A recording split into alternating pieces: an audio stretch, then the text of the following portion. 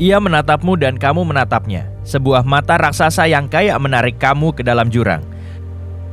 Kamu melayang di atasnya dalam helikopter antariksa. Tapi takut kayak apapun, kamu tetap harus menjalankan tugas. Jadi, kamu turunin helikoptermu ke permukaan planet merah. Betul, di sanalah kamu, di Mars. Tapi pertama, kamu luangin waktu buat mengingat semua yang kamu tahu tentang planet keempat dari matahari itu.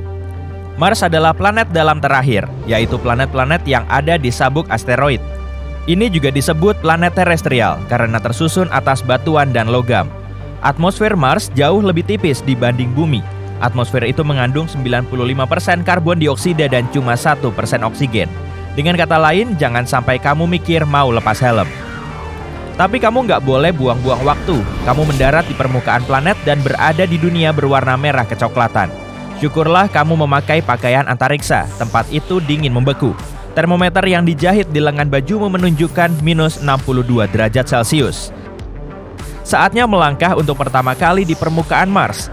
Planet itu kelihatan cukup penuh warna dan corak area tertentu tergantung pada mineral penyusun tanahnya.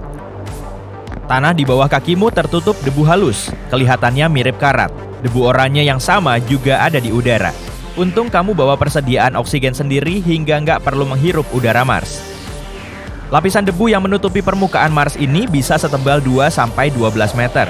Kamu berharap semoga bisa menghindari ditelan pasir isap Mars.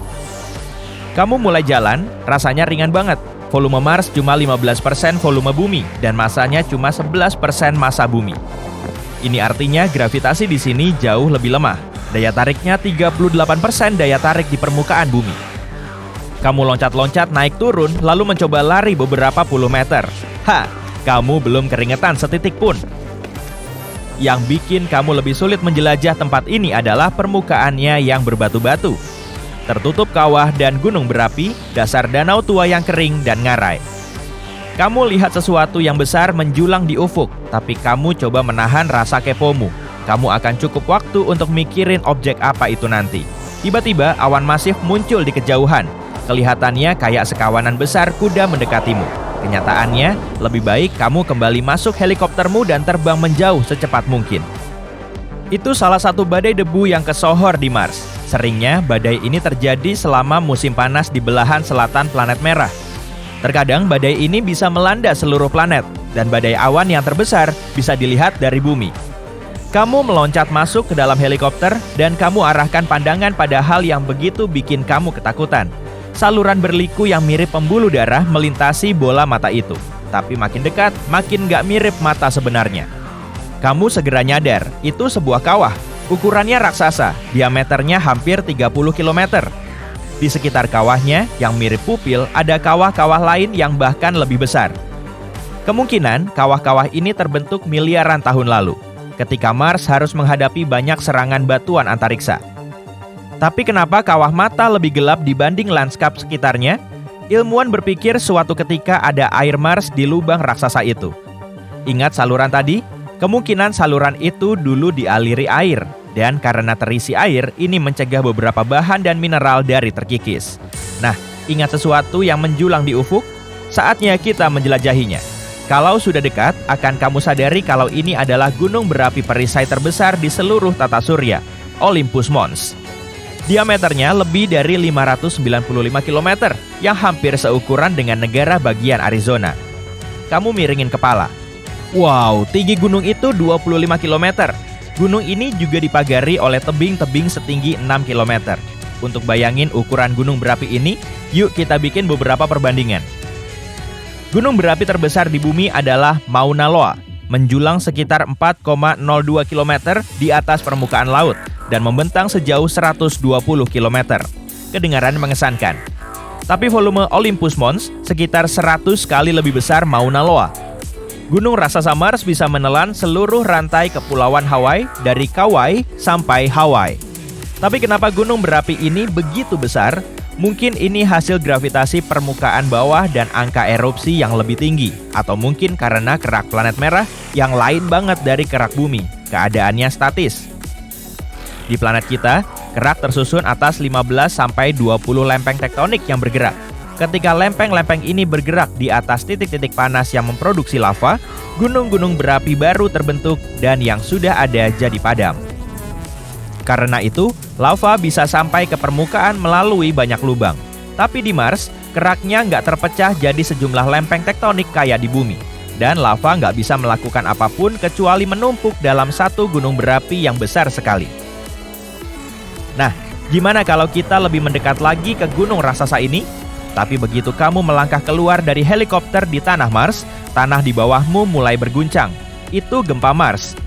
Tapi gimana itu bisa terjadi, sedang Mars nggak punya lempeng yang bergeser dengan aktif? Para spesialis dari NASA yakin gempa Mars terjadi saat energi di dalamnya tiba-tiba dilepaskan. Ini menimbulkan retakan dalam kerak planet itu. Satu sentakan kuat lain dan salah satu retakan semacam itu terbuka pas di depanmu. Kamu jatuh ke tanah, takut mau bergerak. Tapi semua segera jadi tenang. Kamu tunggu beberapa menit, cuma untuk memastikan dan berdiri. Wah, lihat, ini kesempatan sempurna buat menjelajah bagian dalam planet merah. Retakan itu cukup lebar untuk dilewati robot riset khusus. Kerak planet itu tipis dan tersusun atas batuan basal vulkanik. Mantel yang membalut inti planet tersusun atas silika tebal, oksigen, dan mineral lain. Mungkin kamu bisa bandingkan ini dengan pasta gigi batuan lunak.